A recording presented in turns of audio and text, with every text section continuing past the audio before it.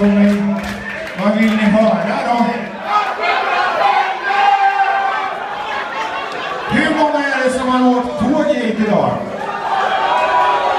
Ja, ganska många. Det här är den sista biten.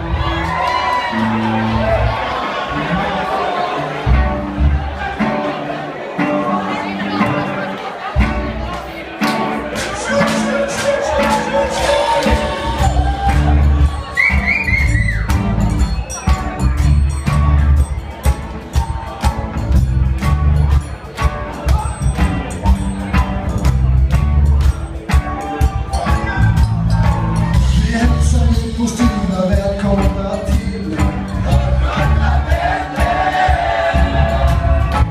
för biljetter och information. Får du själv uppsöka tågvärlden.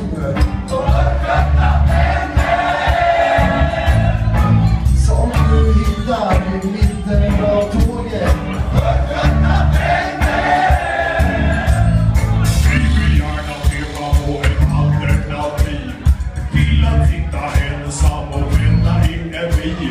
Eftersom att olja är både dyr och farlig, finns det starka skäl till att ha det lite lagligt. Så se till att kolla egen tidtabell. Om det går en buss eller tåg istället. Men kollektivtrafiken kan du sedan snabba av. Samla dina tankar eller släppa alla krav. Min älskare kommer snart.